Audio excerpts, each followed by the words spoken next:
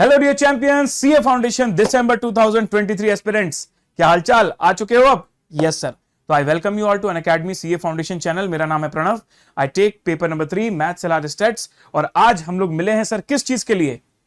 तो maths LR stats दिसंबर 23 foundation में blood relations एक नया चैप्टर शुरू करने वाले हैं और आज है इसका लेक्चर नंबर 1 जिसमें हम बेसिक्स और एग्जांपल्स देखने वाले हैं। मेरा नाम है प्रणव और चलिए भाई फटाफट सेशन को शुरू करेंगे। तो मेरे बारे में कुछ बता देता हूं, उसके बाद हम लोग आगे बढ़ेंगे। तो मेरा नाम है प्रणव पोपट। I am first attempt chartered accountant with 6+ years of experience after CA, educator bye passion by choice. दिल से रे फाउंडेशन लेवल पर मैं आपको पढ़ाता हूं मैथ्स एलआर स्टैट्स। और फिर जब आप फाउंडेशन क्रैक करके इंटर में आओगे तो इंटर में हम साथ पढ़ेंगे cost and management accounting, hailing from Dindori MP live. यह है ब्लड रिलेशंस का हमारा पूरा शेड्यूल। सभी को मैं बता दूं, ब्लड रिलेशंस का पूरा चैप्टर यूट्यूब पर फ्री होने वाला है, 100% फ्री विदाउट एनी कॉस्ट। तो 26, 27, 28, 29 ये 4 लेक्चर्स रहेंगे, 4 दिन। आपको बस ये 4 दिन रात को 8 बजे से 9 बजे तक स्टे ट्यून्ड रहना इस चैनल पर। आपका ये पूरा चैप्टर 100% कंप्लीट हो जाएगा। नॉट जस्ट स्टडी मटेरियल के अलावा भी कुछ एडिशनल क्वेश्चन जो मुझे लगते हैं वो भी मैंने इसमें इंक्लूड किए हैं आपके लिए।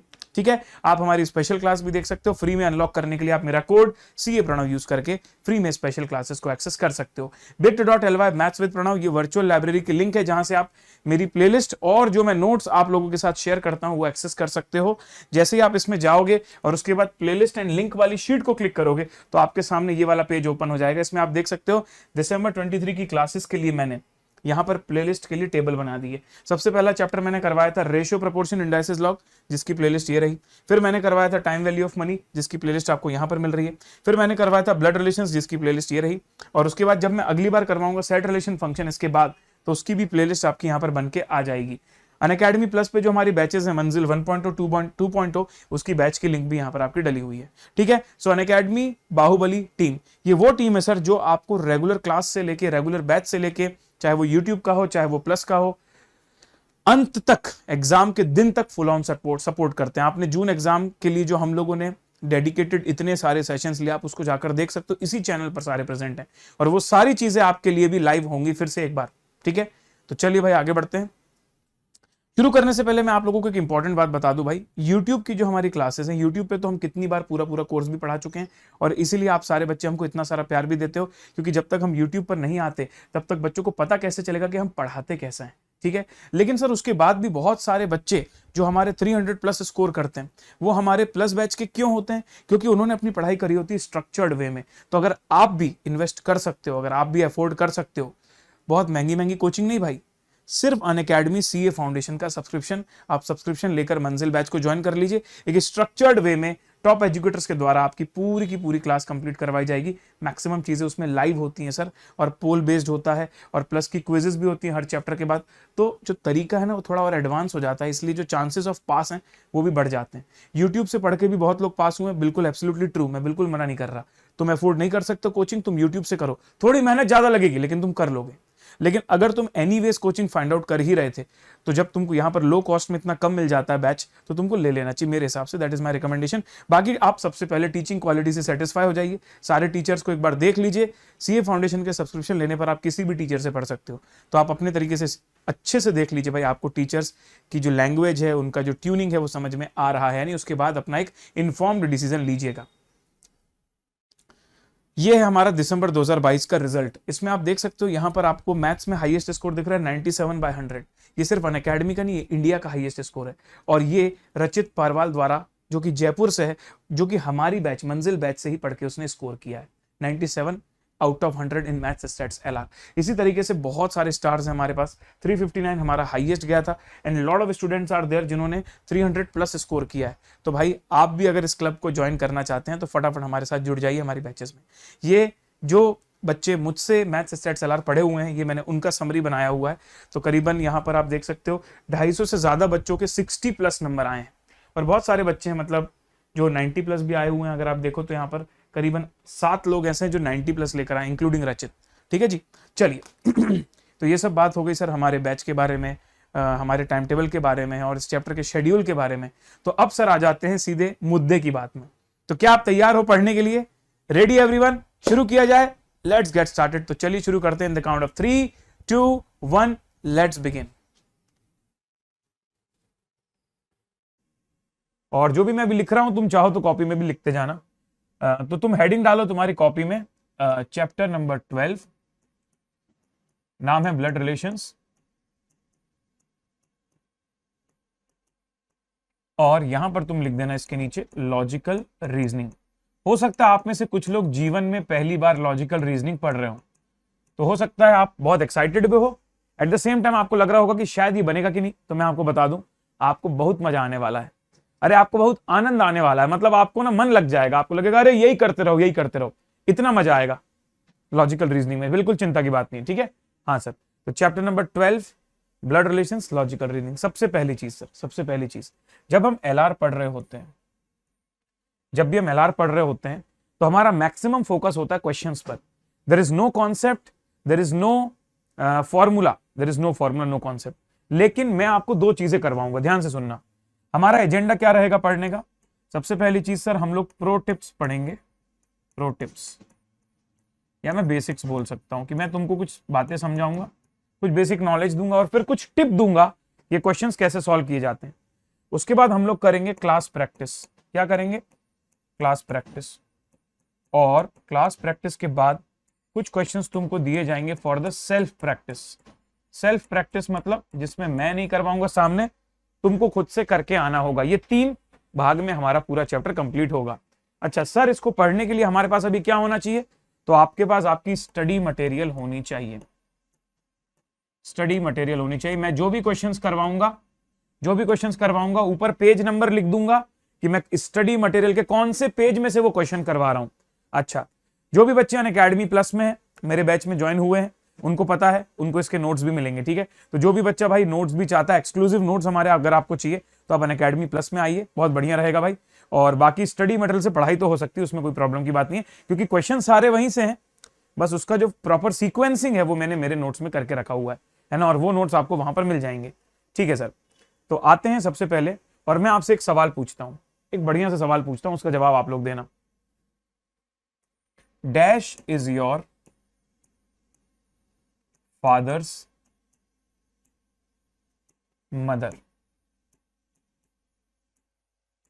आपके पापा की मम्मी आपके लिए क्या है? जल्दी से फिल इन द ब्लैंक्स का आंसर दीजिए everyone, fill in the blanks का आंसर दीजिए एवरीवन। प्लस वालों को क्या करना है नहीं करना वो मैं प्लस में बताता हूं, यहां आके मत पूछा करो। पायल जी, पायल जी, पायल जी, जो मैं टॉपिक यहां पर करवा रहा हूं मैं प्लस में भी करवाऊंगा, लेकिन अगर आपके पास समय एक्स्ट्रा है और आप अपना शाम का समय दे सकते हो तो लॉजिकल रीजनिंग तो आप कर ही सकते हो यूट्यूब से, कोई प्रॉब्लम नहीं है, ठीक है। It's completely up to you, कोई फोर्स नहीं है भाई, पूरा आपका आपका चॉइस है कंप्लीटली। हाँ सर, ठीक है। तो सभी लोग आंसर दे रहे हैं सर इसका, the answer is grand mother. अब ये था क्या भाई? ये था आपका एकदम बेसिक सा क्वेश्चन, ये था आपका एकदम बेसिक सा क्वेश्चन। अब आप यही मानो कि इस चैप्टर के अंदर ना आपको इसी ड्राफ्टिंग को थोड़ा और घुमा घुमा के अलग अलग तरीके से ABCD नाम देकर फिर अल्टीमेटली पूछा जाएगा कि बताओ ये इसका क्या। थोड़ा सा कॉम्प्लिकेट करूं, थोड़ा सा क्वेश्चन बदलूं, लो थोड़ा सा क्वेश्चन बदलता हूं, तो मैं लिखता हूं P is brother of Q and R is mother of P। तो बताइए who is Q to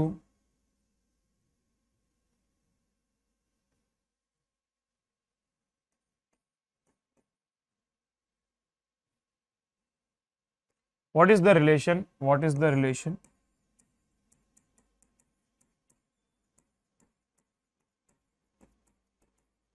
of P with R। यहां पर मैंने एक गड़बड़ लिख दी है, यहां पर Q आएगा, आई एम सो सॉरी, यहां Q आएगा। अब क्वेश्चन कंप्लीट हुआ है, अब क्वेश्चन कंप्लीट हुआ, ठीक है। तो P is the brother of Q and R is the mother of Q, so what is the relation of P with R? इसका आंसर दीजिए आप सभी लोग, एक 1 वर्ड में मुझे आंसर चाहिए इसका। तेज हनी जी, बहुत बढ़िया, very good. Good to see this message, thanks for your feedback. चलो, तो यहां पर मनी का आंसर दे रही है मॉम, भावना आंसर दे रही है ब्रदर्स, और अंकित आंसर दे रहे हैं सन एंड मदर, और बहुत सारे लोग आंसर दे रहे हैं सन। पर मेरा सवाल का रिक्वायरमेंट अच्छे से समझिए, मैं क्या पूछ रहा हूं। Sir P is the brother of Q, इसका मतलब P एक लड़का है, P is a male, P is a boy, वो Q का भाई है। Q का जेंडर तुम्हें पता है क्या? Q का जेंडर बताओ। सर नहीं लिखा क्वेश्चन में। फिर बोल रहा है R जो है वो Q की मम्मी है। अगर R Q की मम्मी है और Q और P सिबलिंग है, सिबलिंग, सिबलिंग मतलब ये भाई बहन भी हो सकते हैं और भाई भाई भी हो सकते हैं, मुझे नहीं पता, लेकिन R अगर Q की मम्मी है ना, तो R P की भी मम्मी है। लेकिन मैं ये नहीं पूछ रहा हूं कि R P का क्या है, मैं ये पूछ रहा हूं what is the relation of P with R, मतलब P जो है वो R के लिए क्या है। तो मैं अपने सवाल को फिल इन द ब्लैंक्स में कन्वर्ट करूंगा और मैं ऐसे लिखूंगा, P is dash of R। जो आपकी फाइनल रिक्वायरमेंट है ना, अगर आप उसे फिल इन द ब्लैंक्स में डाल देते हो ना, आपका काम आसान हो जाता है। तो बताओ, P is dash of R, P is dash of R। Sir P is son of R। मैंने दोनों का रिलेशन नहीं मांगा, मैं इस लैंग्वेज का आंसर चाहता था। ये जो आखिरी लाइन लिखी है ना, इसकी रिक्वायरमेंट समझो। What is the relation of P with R? तो P R का क्या है? Sir P is the son of R। Have you got it guys? क्या आपको मेरी बात समझ में आ रही है एवरीवन? हाँ जी सर, ये बात अच्छे से समझ में आ रही है, not a problem, not an issue, cool, ठीक है। और आगे बढ़ते हैं सर, और क्वेश्चंस लेते हैं, चलिए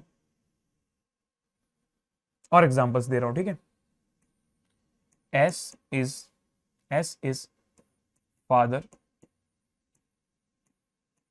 of A and A is sister of B.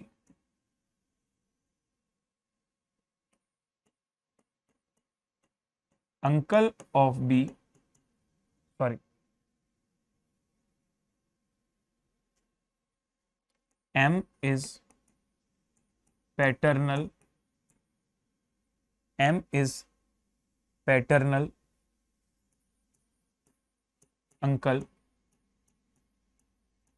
of B. So what is relation of A with S? A का क्या रिलेशन है A बोल रहा हूं यार। What is the relation of M with S? अच्छे से पढ़ो, कोई जल्दीबाजी नहीं है, अच्छे से क्वेश्चन को पढ़ो। S is father of A, A is sister of B, M is paternal uncle of B. What is the relation of M with S?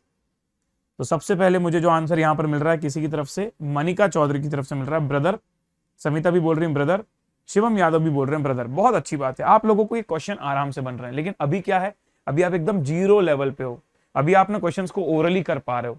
फिर हम क्वेश्चन के लेवल ऐसे बढ़ाएंगे कि धीरे धीरे आपसे क्वेश्चन ओरली बनेंगे नहीं, और फिर आपको जरूरत पड़ेगी कुछ ऐसे तरीके की कि आपसे गलतियां ना हो, ठीक है। चलो, तो अभी तो आपने ब्रदर निकाला, very good, the answer is brother. Brother, अच्छा, क्वेश्चन की रिक्वायरमेंट समझे ना।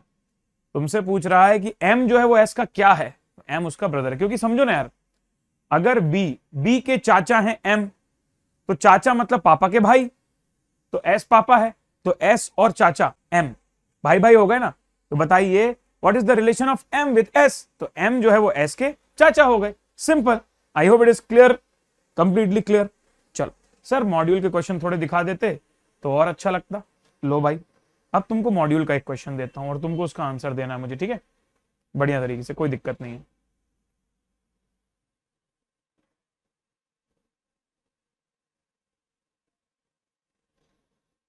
ये लो, इसका आंसर दो, इसका आंसर दो भाई फटाफट एवरीवन।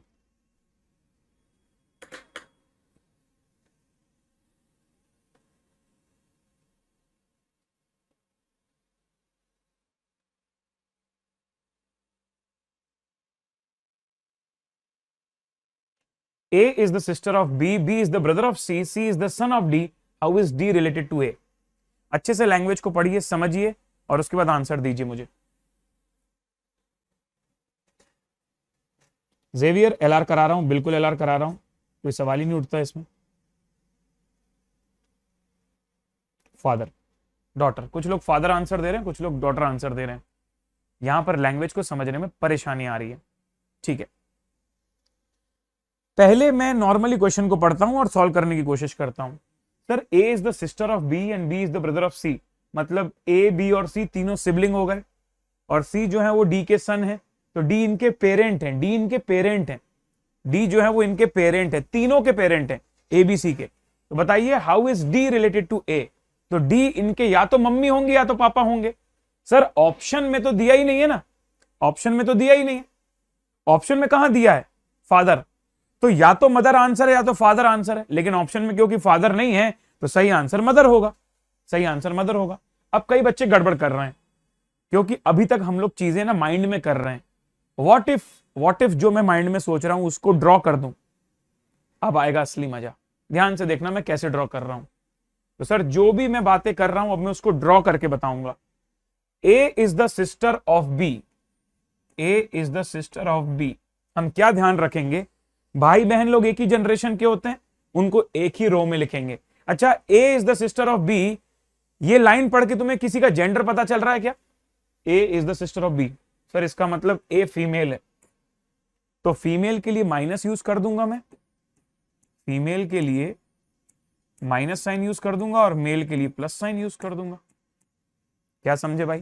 तो A is the sister of B मतलब ए के ऊपर मैंने साइन लगा दिया माइनस, और बी में कुछ नहीं लिखा मैंने क्योंकि बी का जेंडर अभी मुझे नहीं पता।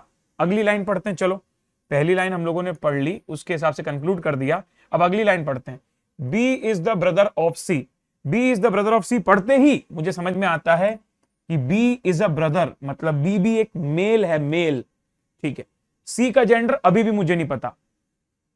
मैंने फिर से अगली लाइन पढ़ी, लिखा हुआ है C is the son of D, C is the son of D. तो इससे मुझे समझ में आया कि सी का जेंडर भी मेल है और इसके one of the parent D हैं। सर डी का जेंडर मुझे अभी भी नहीं पता, डी का जेंडर मुझे अभी भी नहीं पता, कोई प्रॉब्लम की बात नहीं है। रिक्वायरमेंट में चलते हैं। रिक्वायरमेंट तुमसे बोल रही है how is D related to A. अपनी रिक्वायरमेंट को फिल इन द ब्लैंक्स में कन्वर्ट करो। चलो फिल इन द ब्लैंक्स में कन्वर्ट करते हैं। Sir D is dash of A. अब आपको ये ब्लैंक्स भरना है। तो सर ध्यान से मैंने देखा तो ए बेटी है लेकिन डी पापा है या मम्मी है पता ही नहीं चल रहा। तो मैंने बोला इसके दो पॉसिबल आंसर्स होंगे, इसके दो पॉसिबल आंसर्स होंगे, या तो फादर या तो फिर मदर। दो पॉसिबल आंसर्स होंगे, या तो फादर या तो मदर। किंतु जब मैंने ऑप्शंस देखे तो मुझे फादर का ही नहीं मिला, मतलब without any doubt the right answer is mother. Question बनना इज वन थिंग, लेकिन जिस अप्रोच से मैंने पूरा क्वेश्चन करवाया, चार्ट बनाया, fill in the blanks format में रिक्वायरमेंट को लिखा और फिर सही आंसर निकाला, बताओ क्या आपको ऐसा नहीं लग रहा कि माइंड सिस्टमैटिकली सोच पा रहा है?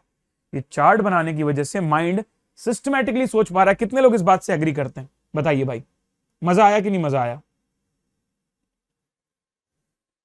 अच्छा अभी तो आसान क्वेश्चन है, अभी तो आसान क्वेश्चन है। जब क्वेश्चन टफ होंगे ना तब आपको इसकी कीमत समझ में आएगी। ब्रो, प्रो टिप की कीमत तुम क्या जानो रमेश बाबू, ये प्रो टिप बहुत काम की चीज है, लेकिन इसका रियलाइजेशन होगा तुमको कुछ मिनटों के बाद, जब मैं तुमको और ज्यादा क्वेश्चंस दूंगा। तो अल्टीमेटली हमें इस चैप्टर में करना क्या है? अल्टीमेटली हमको सर सिनेरियोस दिए हुए हैं और हमको ये बताना है कि डी का रिश्ता ए के साथ क्या है, ये रिश्ता क्या कहलाता है। तो ये रिश्ता फादर का या मदर का कहलाता है। अब भैया फादर तो दिया नहीं है तो मदर आंसर होगा। तो घूम फिर के आपको इस पूरे चैप्टर में यही करना है, लेकिन इसी चीज को करने के हमारे पास डिफरेंट वेराइटीज ऑफ क्वेश्चन होते हैं sir, different varieties of question होते हैं। यही काम हमको इस चैप्टर के अंदर करना है। एक और क्वेश्चन आप लोगों के सामने, मैं आपको टाइमर देता हूं, आप लोगों को इस टाइम के अंदर उसको सॉल्व करके दिखाना है, ठीक है?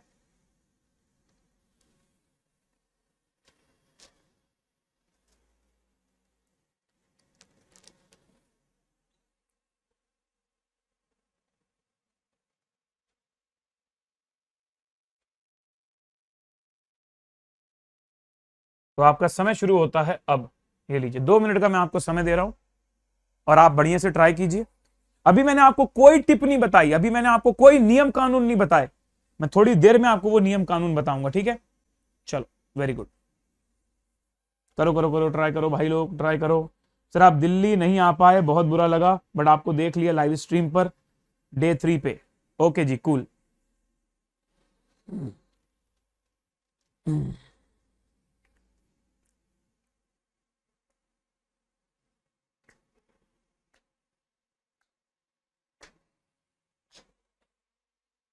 हम जो चलने लगे हैं ये रास्ते, मंजिल से बेहतर लगने लगे ये रास्ते, मीलों चले जाना कहाँ ना हो पता, हम जो चलने लगे। चलो भाई 1 मिनट काफी यार, 2 मिनट तो ज्यादा हो गया, 1 ही मिनट में तुम लोग आंसर दे रहे हो। चलिए मैं सॉल्व करवाता हूं अब फिर से। अगर तुम्हारा आंसर आ गया है, कैसे भी आया हो इज वन थिंग, लेकिन जिस अप्रोच से मैं कर रहा हूं उस अप्रोच को समझने की कोशिश करो। Sir A is B's brother, A is B's brother, तो मैं सबसे पहले क्या करता हूं, मैं सबसे यहां लिख देता हूं ए जो है वो बी का ब्रदर है, तो ए का जेंडर मेल और बी का जेंडर मुझे नहीं पता।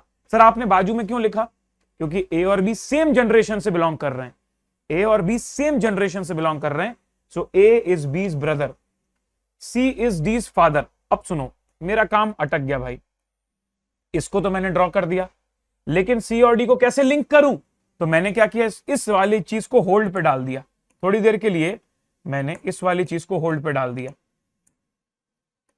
होल्ड पे डाल दिया।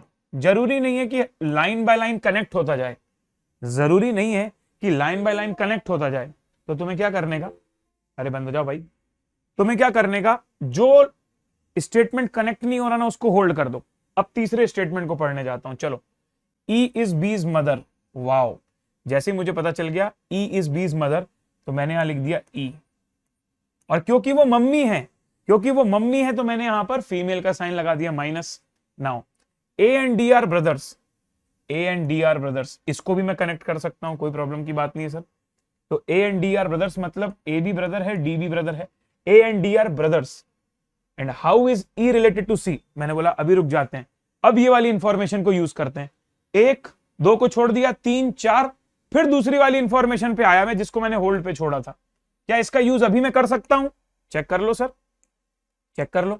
सी is D's father, C is D's father, wow, क्योंकि सी जो है वो डी के फादर हैं, इसका मतलब सी और ई हस्बैंड वाइफ हो गए, और हस्बैंड वाइफ में मैं लगा देता हूं ब्रैकेट ताकि आप गलती से उन्हें भाई बहन ना समझें, सेम जनरेशन के हैं लेकिन तुम भाई बहन समझ जाओगे, इसलिए मैंने ब्रैकेट लगा दिया ताकि तुम समझो कि हाँ ये कपल हैं, ये कपल हैं, ठीक है।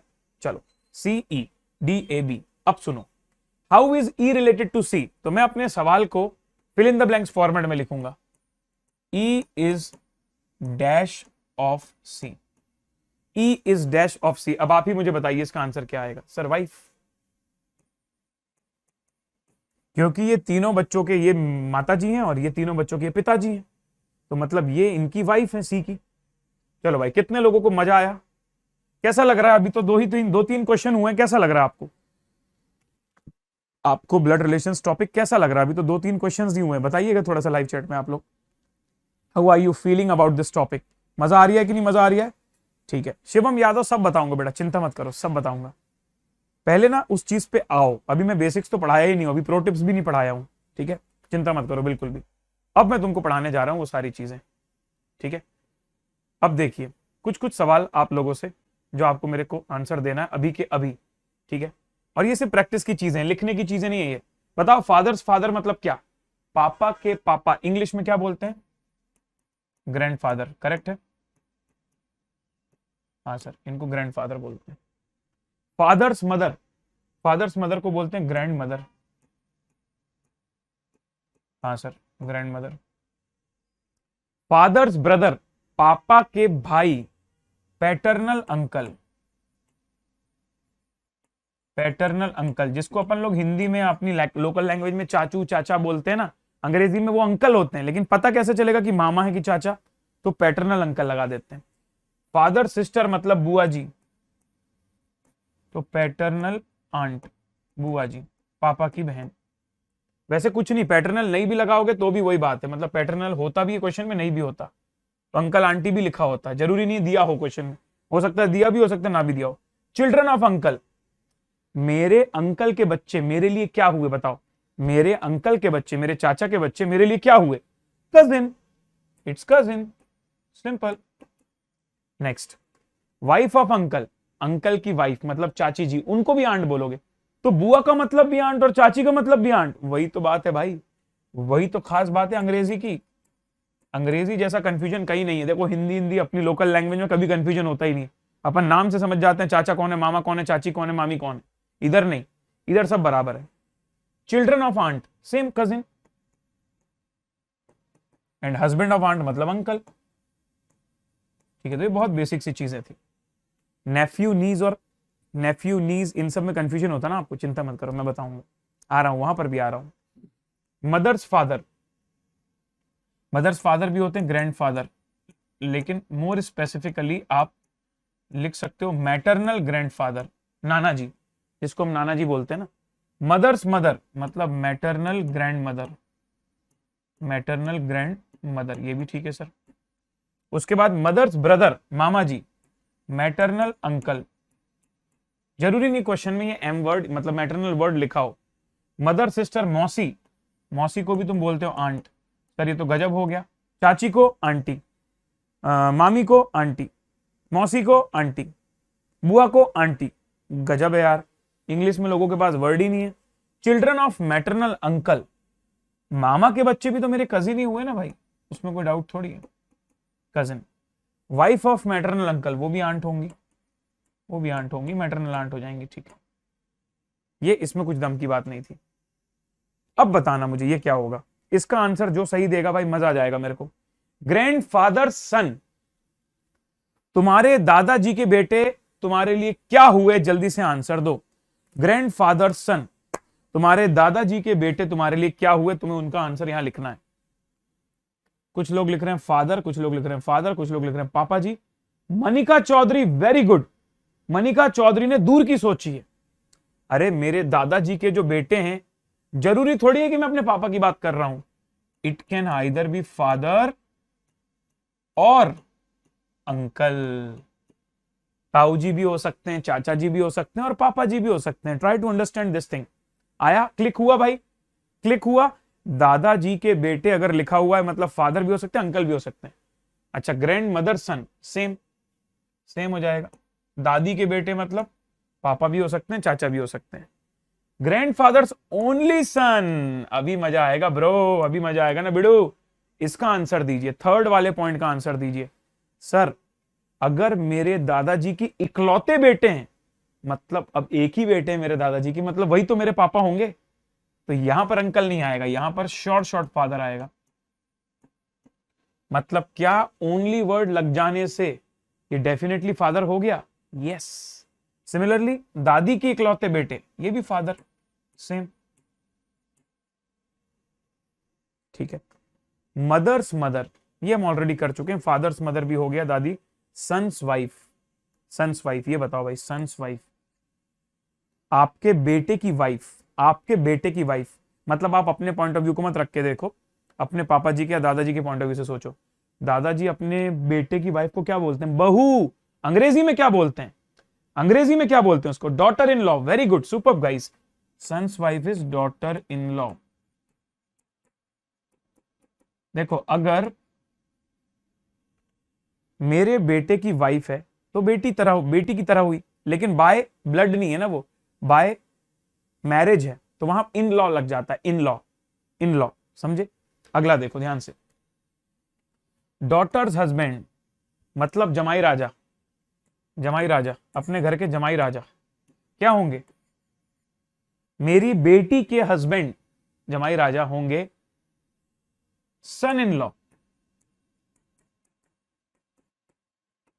ठीक है, सन इन लॉ, परफेक्ट सर। अगले हैं हस्बैंड सिस्टर, हस्बैंड सिस्टर, तो एक लड़की जो है वो अपने पति की बहन को क्या बोलती है?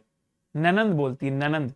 लेकिन अंग्रेजी में ननंद का मतलब क्या? सेम जनरेशन है, सिस्टर, लेकिन ये सिस्टर बाय बर्थ नहीं है, या सिस्टर बाय ब्लड नहीं है, ये सिस्टर बाय लॉ है, तो यहां पर आ जाएगा sister in law.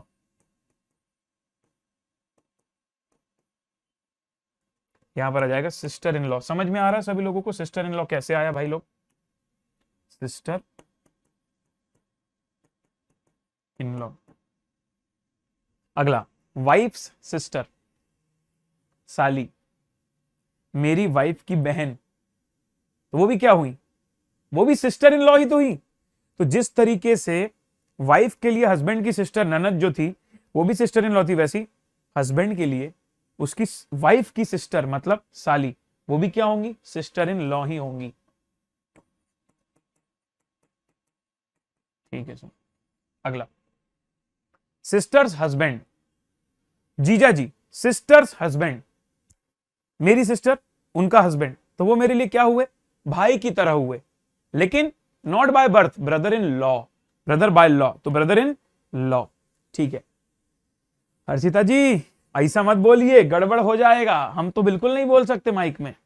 Sisters husband, sisters husband, बहन का पति, जीजा जी, जीजा जी मतलब brother in law, bro in law.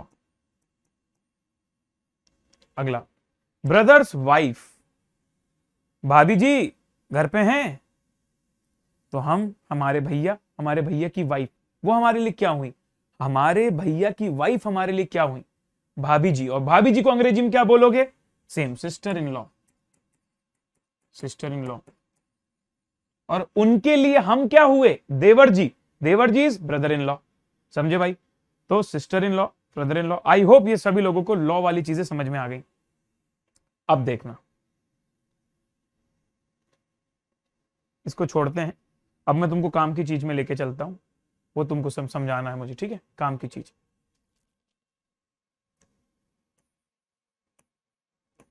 My uncles daughter,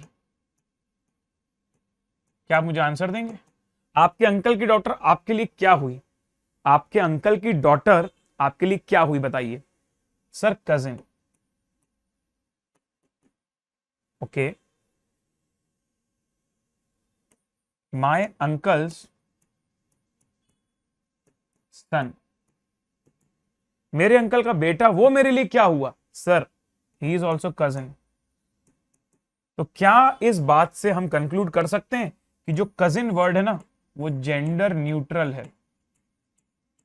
gender neutral का तात्पर्य यह है कि कजिन वर्ड को पढ़ के तुम ये नहीं समझ सकते कि वो मेल है या फीमेल है। Cousin word is common for male and female both. जो कजिन वर्ड होता है ना that is used for female as well as male. Is it clear to everyone, is this clear to everyone, can I proceed. हाँ sir, cousin के बारे में कोई तकलीफ नहीं, कजिन तो समझ लिए। चलो अब एग्जाम्पल से समझाता हूं। A and B are brothers, A and B are brothers, X is A's son, X is A's son and Y is A's daughter। अब मैं कुछ फिल इन द ब्लैंक्स लिख रहा हूं, ठीक है, अब कुछ फिल इन द ब्लैंक्स लिखने वाला हूं जिसका आपको आंसर देना है। तो sir B is dash of X, चलिए आंसर दीजिए। A और B भाई भाई और A का बेटा है X, A की बेटी है Y, तो बताइए B जो है वो X का क्या हुआ, B जो है वो X के क्या हुए।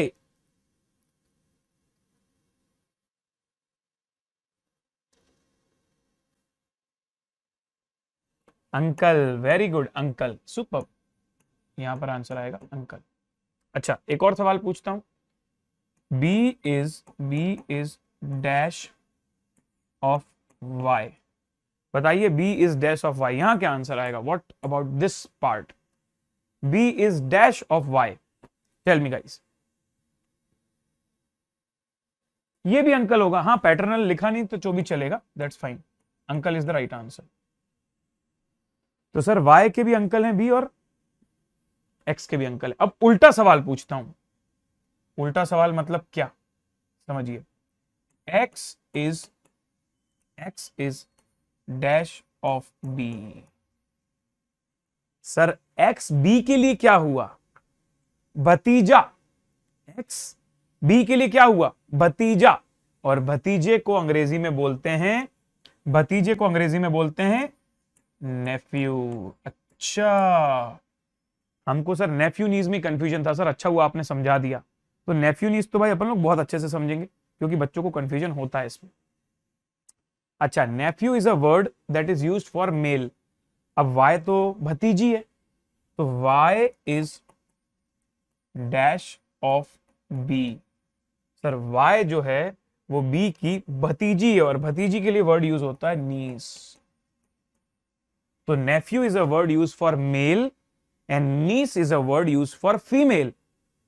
However, cousin was the word which is gender neutral. ठीक है, तो अब मैं एक बात बताऊं तुमको, चाहे भतीजी हो चाहे भांजी हो, दोनों को नीस बोलते हैं। चाहे भतीजा हो चाहे भांजा हो, दोनों को नेफ्यू बोलते हैं। तो भतीजा एंड भांजा इज नेफ्यू, भतीजी एंड भांजी इज नीस। कितने बच्चों को नेफ्यू और नीस का अच्छे से मतलब समझ में आ गया है? जल्दी से एक बार लाइव चैट में दिल से रे दिल से रे दिल से रे एवरीवन। ठीक है, cool.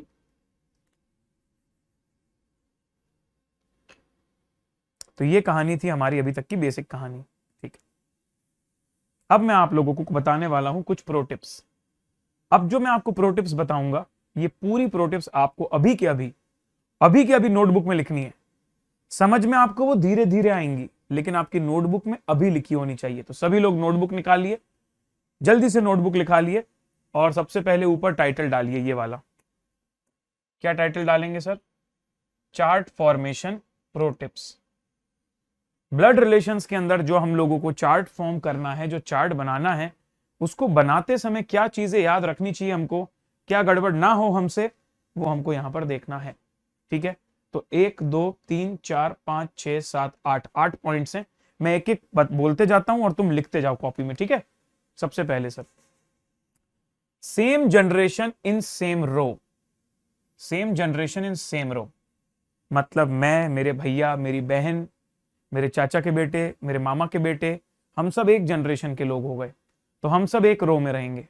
Same generation in same row, पहला line same generation in same row. लिखो फटाफट, फटाफट लिखो सारे लोग, जब तक लिखोगे नहीं दिमाग में नहीं जाएगा। तो same generation in same row. अगला point, next point, distinct marking for gender as soon as you know. As soon as you know, sir ये मतलब क्या हुआ इसका? जैसे ही क्वेश्चन को पढ़ के आपको कोई भी लाइन पढ़ के किसी का भी जेंडर आइडेंटिफाई हो जाता है ना, as soon as you know, फटाफट उसकी मार्किंग कर दो, अलग मार्किंग कर दो।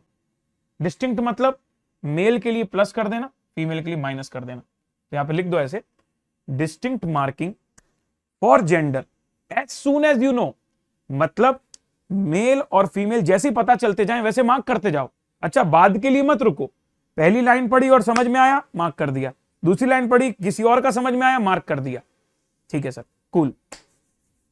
अगला, अच्छा कितने लोग लिख रहे हैं ये वाली प्रो टिप को? लिख रहे हो कि नहीं लिख रहे हो? हाँ बेटा, May 23 की क्लास है ये। ठीक है, आई होप आप लोग लिख रहे हो। ठीक है, चलो।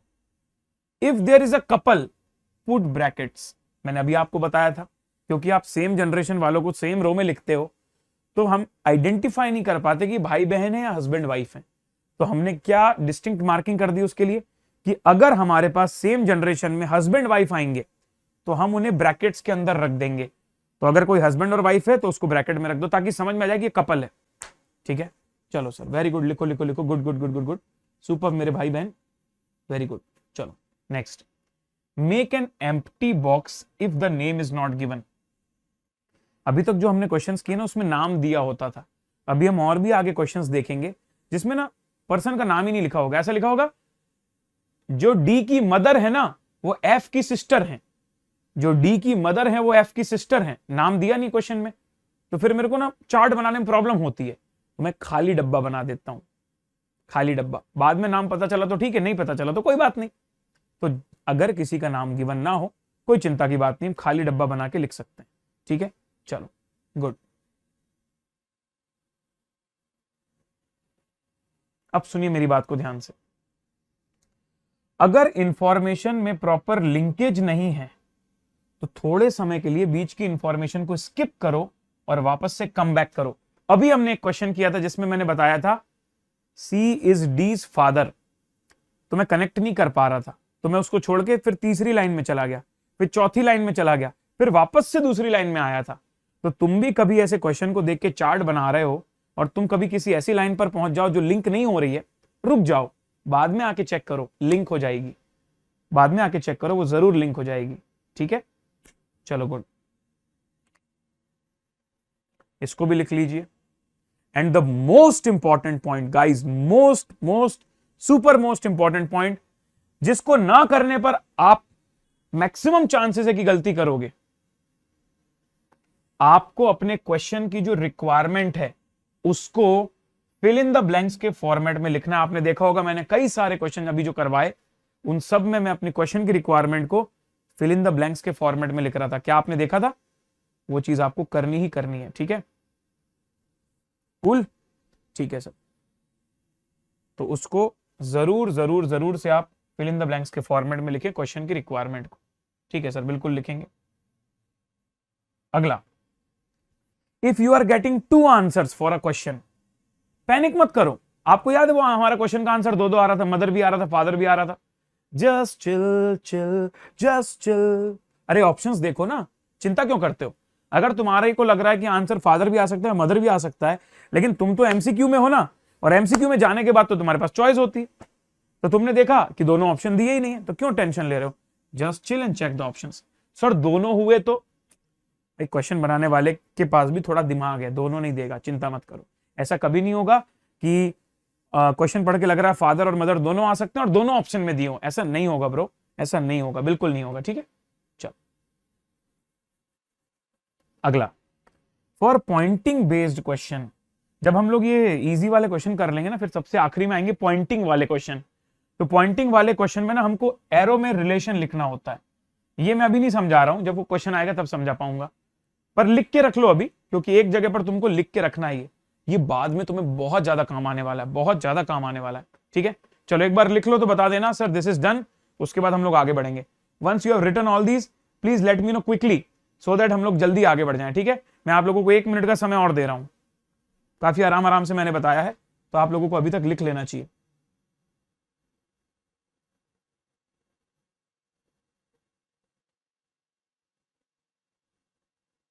ठीक है कल्पेश भाई, मैं ट्राई करूंगा। चलो अभी आप वीडियो को लाइक मत करना, अगर आपको अभी भी श्योर नहीं है ना कि ये टिप आपको काम आएगी कि नहीं। अभी मैं क्वेश्चन करवाऊंगा, जब वो क्वेश्चन तुम कर लोगे ना तो तुम खुद वीडियो को लाइक करोगे, मेरे को बोलना भी नहीं पड़ेगा। ठीक है, चलो मजा आए तो कर लेना जरूर। ठीक है, चलो नेक्स्ट, ये क्वेश्चन हो गया, ये क्वेश्चन हो गया, और जिसने नहीं लिखा स्क्रीनशॉट ले लो, बाकी बाद में लिख लेना। जिसने नहीं लिखा स्क्रीनशॉट ले लो, बाद में लिख लेना। अब मैं आगे बढ़ रहा हूं, समय की कमी है हमारे पास, आगे बढ़ते हैं सर। ये लीजिए अगला सवाल, ये क्वेश्चन आपको करना, फिर से ट्राई कीजिए। P is Q's brother, R is Q's mother, S is R's father, T is S's mother. How is P related to S? Everyone, जल्दी से इन द लाइव चैट, मुझे चाहिए आंसर्स आप लोगों के।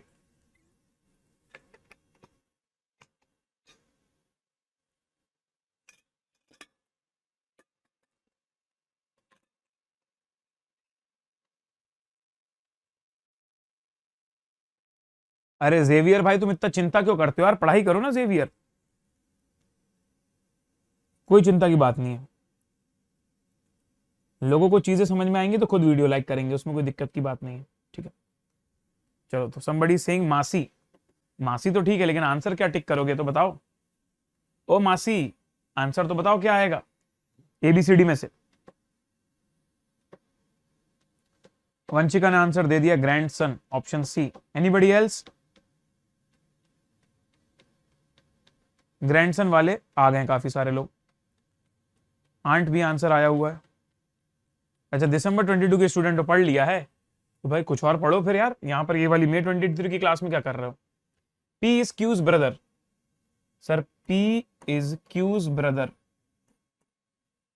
पी इज क्यूज ब्रदर, समझ पा रहे हो मैंने क्या लिखा? ये भाई पी का जेंडर पता चला है मेरे को, क्यू का जेंडर नहीं पता चला। पी क्यू का भाई है, मतलब पी भाई है, लेकिन क्यू का नहीं पता अभी भी। R is Q's mother, R Q की मदर है, मतलब दोनों की मदर है, इसलिए मैंने अपर जनरेशन में लिख दिया, same generation in same row and so on. S is R's father, ओहो एस तो इनके भी ऊपर है, एस आर के भी फादर है, मतलब इन दोनों के ग्रैंड फादर नाना जी। And T is S as mother, ओहो एस के ऊपर भी टी है, पर नानी, T is S as mother. How is P related to S? भाई फिल इन द ब्लैंक्स बनाए बिना मैं नहीं करता solve. How is P related, तो P is dash of S. तो सर जो पी है ना वो एस का नाती पोता होता है ना, नाती पोते, वैसा है, थर्ड जनरेशन है। एस की बेटी आर, आर का बेटा पी, तो ये बोलेंगे कि पी जो है वो एस का ग्रैंड सन है, grand son.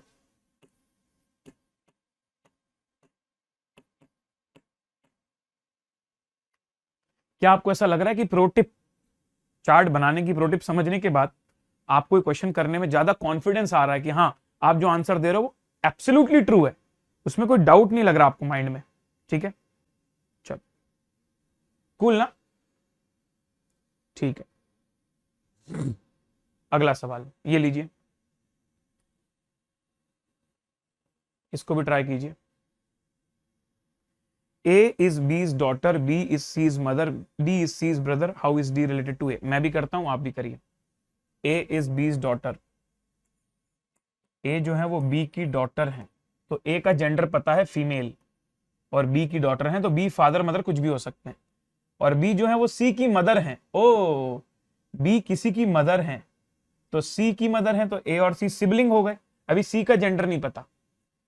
D is C's brother, एक और इनके भाई बहन है D, तो D इनका ब्रदर है, अभी भी C का जेंडर नहीं पता मुझे। How is D related to A? अरे बहुत ही सिंपल है भाई, तो D is dash of A। क्या उत्तर आएगा जल्दी बताइए? तो D is dash of A उत्तर आएगा आपका ब्रदर, क्योंकि D का जेंडर मुझे पता है, answer is brother, option C. देख लेता हूं मैं लाइव चैट में, ब्रदर ब्रदर ब्रदर ब्रदर आ रहा है क्या? क्या बात है भाई, ओ माय गॉड, सही है ब्रो, सही है ब्रो, ब्रो ही तो आंसर है। All the bros and the sis, सही answer, bro is the answer. चलो इसको ट्राई करो भाई, देखते हैं ये तुमसे बनता है कि नहीं बनता। क्या दिया हुआ है इसमें?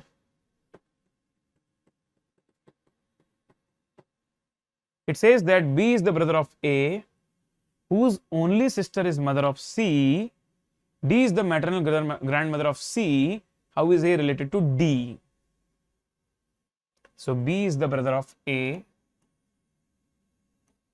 A का जेंडर नहीं पता, whose only sister is mother of C. B is the brother of A, whose only sister, तो B की कोई only sister है, B की कोई only sister है, वो कोई और भी हो सकती है और ए भी हो सकती है। देखो यार मुझे ए का जेंडर पता नहीं है, और बोल रहा है बी की कोई इकलौती बहन है। अब ए अगर उसका भाई हुआ तो इकलौती बहन कोई और होगी, और अगर ए का जेंडर फीमेल है तो वही होगी। तो अभी मेरे को नहीं पता, इन दोनों में से कोई भी हो सकता है, somebody else भी हो सकता है और ए भी हो सकता है। फिर बोला जा रहा है is the sister of C, is the mother of C, is the mother of C, तो यहां भी सी आ सकता है, यहां भी, दोनों में से कहीं भी सी आ सकता है। D is the maternal grandmother of C. ओ तो डी की जो नानी जी है वो डी जो है वो सी की नानी जी है, तो डी बी की मम्मी हो गई। ये दोनों ही नाती है ना, दोनों में से कोई भी नाती है तो उसके मम्मी की मम्मी मतलब नानी जी, तो इसकी मम्मी हो गई। How is A related to D? How is A related to D? तो A is dash of D. अब क्योंकि यहां पर किसी और के बारे में बात हुई नहीं है, मतलब ये वाला पार्ट हो जाएगा गलत, मतलब ए ही इनकी सिस्टर है, तो ए डी की डॉटर हो जाएंगी, डॉटर, ए डी की डॉटर हो जाएंगी, तो A is daughter of D, A is daughter of D. तो मैं आंसर में लिख देता हूं डॉटर। हो सकता है कि वाले क्वेश्चन को समझने में आपको तकलीफ हुई हो, चिंता की कोई बात नहीं, मैं बैठा हूं ना, रिपीट करूंगा, एक बार और सुनना, ठीक है? अगर एक बार में नहीं समझ पाया हो फिर से सुनना। B is the brother of A, B is the brother of A, whose only sister is mother of C.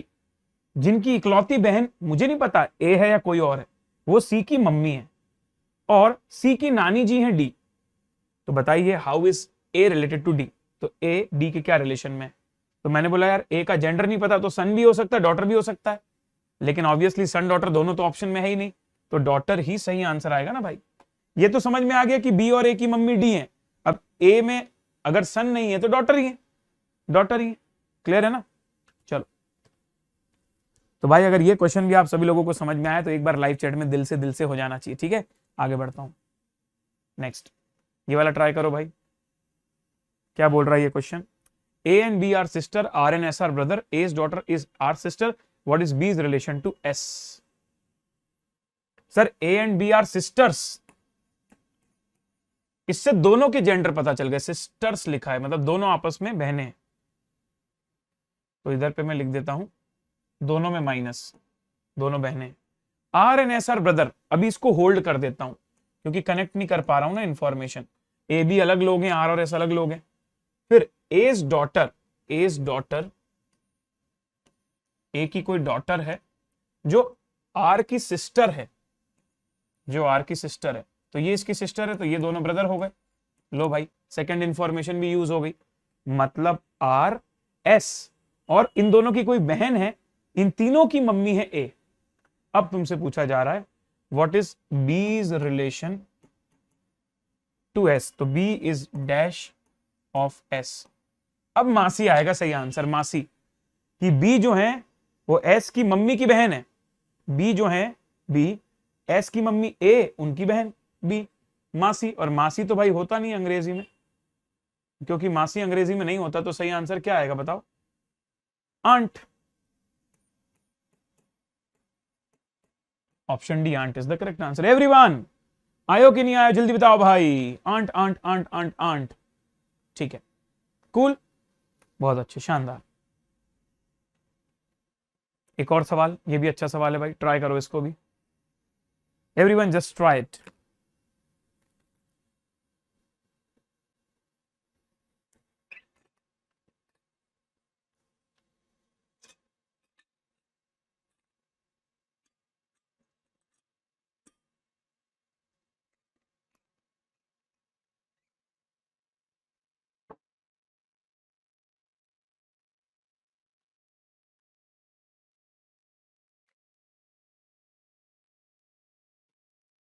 Hariom भाई वीडियो पीछे करके देख लेना यार, अब आगे आ गए हैं तो रहने देते हैं ना, नहीं तो इसके बाद करवा दूंगा फिर से, कोई बात नहीं।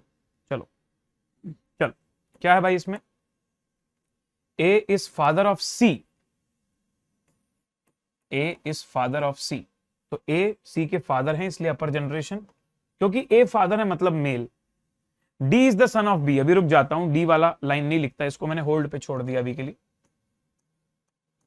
Now E is the brother of A, E is the brother of A. अब ये दोनों भाई भाई है ना, तो सेम जनरेशन।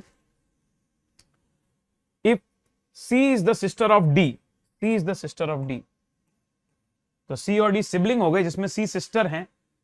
अब मैं ये वाली लाइन पढ़ सकता हूं, D is the son of B, तो D is the son of B मतलब बी भी उसके पेरेंट में आ गए, मतलब अगर ये पापा हैं तो ये मम्मी हो गई, क्योंकि ये समझ में आ ही गया था कि ए मम्मी है और बोला जा रहा है कि बी का सन डी है।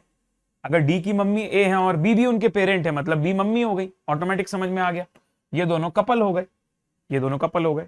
फिर से ए इज द फादर ऑफ सी, फिर मैंने को ये वाली लाइन मैंने छोड़ दी क्योंकि कनेक्ट नहीं हो रही थी किसी से। E is the brother of A, E is the brother of A, C is the sister of D, तो C is the sister of D, तो सी को मैंने फीमेल बना दिया, डी का जेंडर मुझे नहीं पता। उसके बाद फिर आगे लिखा हुआ था D is the son of B, मतलब डी हो गया मेल और बी हो गई उसकी मम्मी या पापा। अब भाई पापा तो ए है तो मतलब बी मम्मी हो गई, श्योर है, कपल हो गए, हस्बैंड वाइफ ई। अब तुमसे पूछ क्या रहा है, रिक्वायरमेंट को लिखता हूं मैं, तो रिक्वायरमेंट है how is B related to E, तो B is dash of E, बताइए भाई। तो बी जो है वो ई की भाभी जी हैं, भाभी जी, समझ रहे हो आप, समझ रहे हो ना आप, बात समझ रहे हो? तो बी इज ई के भाई की वाइफ है ना, तो ई के लिए भाभी जी हुई, और भाभी जी को इंग्लिश में क्या लिखते हैं? Sister in law. चलिए भाई बताइएगा मुझे, ऑप्शन ए समझ में आ रही है कि नहीं आ रही है? कितने लोगों को क्वेश्चन 12 अच्छे से आ गया? ठीक है, आ गया ना एग्जाम्पल 12? पिछला वाला समझा देता हूं फिर से। A and B are sisters, R and S are brothers, तो अभी आर एन एस को मैंने होल्ड पे डाल दिया। फिर ए की जो डॉटर है जिसका नाम नहीं दिया हुआ है, ए की डॉटर वो आर की सिस्टर है। अब अगर इसकी डॉटर, उसका भाई आर है, तो मतलब ये तीनों भाई बहन की मम्मी तो यही हुई ना। तो आर और एस जो भाई भाई हैं उनकी बहनें ये हो गई। तो एस आर और ये अननोन, इन तीनों की mummy A. What is the bees relation to S? तो बी इनके लिए क्या हुआ, एस की मम्मी ए की बहन बी। तो एस की मौसी, मौसी मतलब आंट, मौसी मासी आंट। नेक्स्ट, चलो भाई अगला ट्राई करो।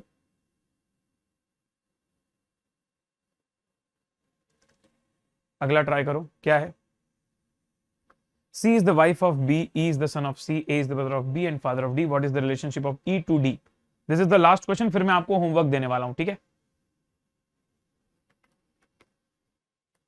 एक काम करते हैं, आज ना अब आप क्वेश्चंस ट्राई करके आइए, और ट्राई करके आएंगे और कॉन्फिडेंस आएगा। जितने आज किए वो भी कर लेना, और जो मैं होमवर्क दे रहा हूं वो भी करना। और वीडियो के अपलोड होने के बाद कमेंट बॉक्स एक्टिव हो जाता है, तो रात को जब भी तुम होमवर्क कर लोगे ना, उसके बाद कमेंट बॉक्स में बताना कि सर ये होमवर्क हो गया है। ठीक है एवरीवन, डन?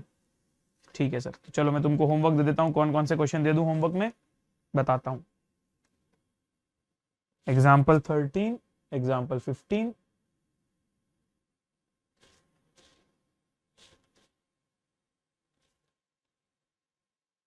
आज का होमवर्क, आज का होमवर्क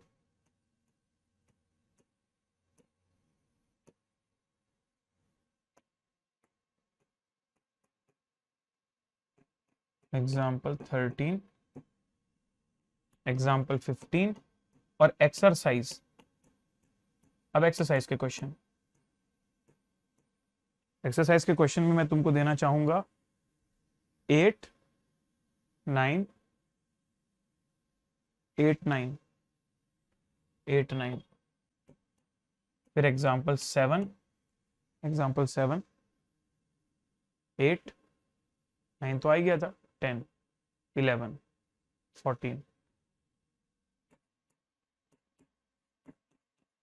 सर इतने सारे क्वेश्चन, अरे मजे तो आ रहे हैं भाई, करके आना ना, क्या प्रॉब्लम है?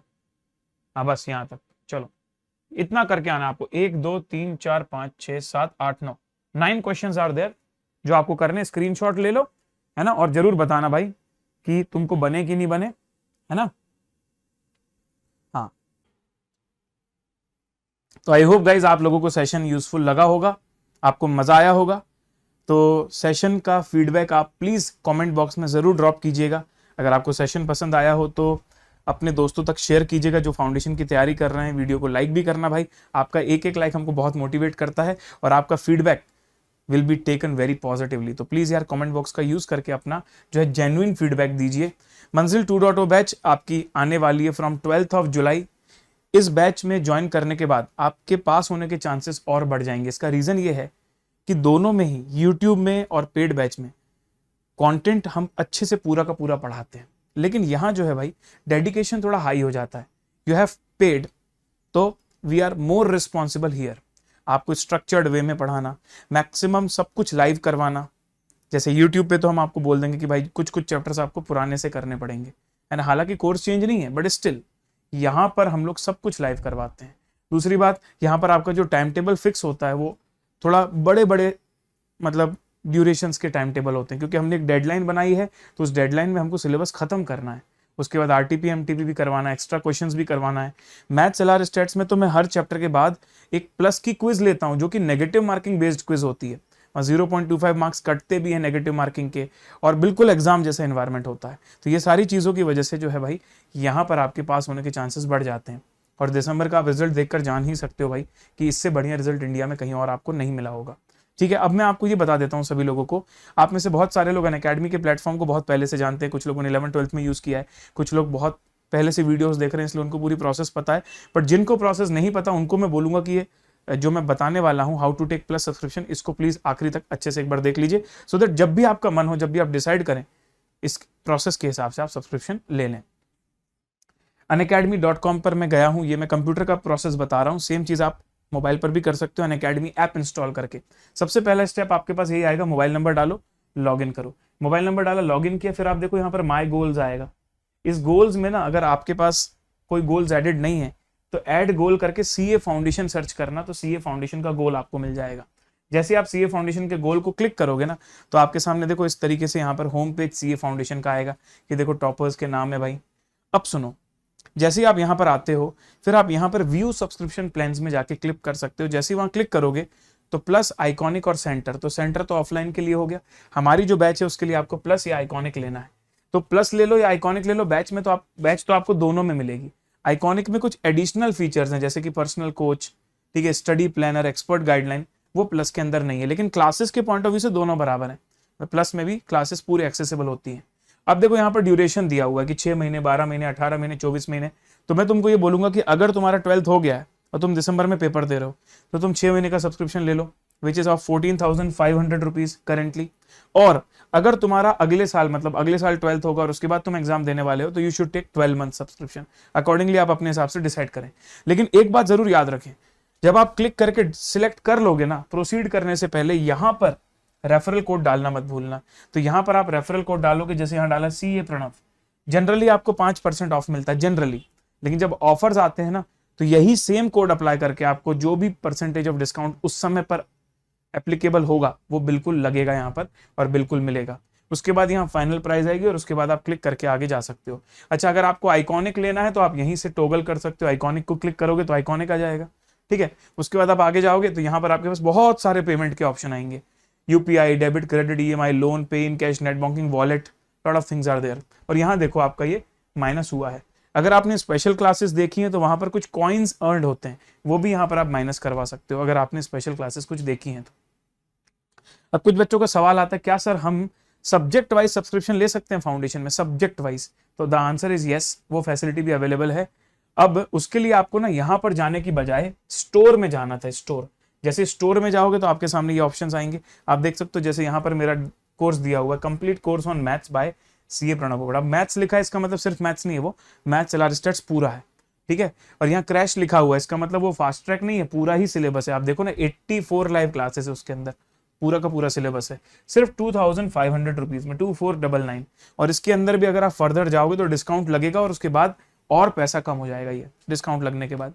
तो ज्वाइन बैच करना है आपको, और जैसा मैंने अभी आपको बताया वैसे ही आप पेमेंट ऑप्शन में जाके कोड लगा के CA प्रणव और सब्सक्रिप्शन ले सकते हो, ठीक है। तो ये आज की बात यहाँ पर मैं समाप्त करता हूँ। Thank you so much everyone. और अगर आप हमारी चैनल पर नए आए हैं तो I request you to subscribe the channel so that you don't miss any video.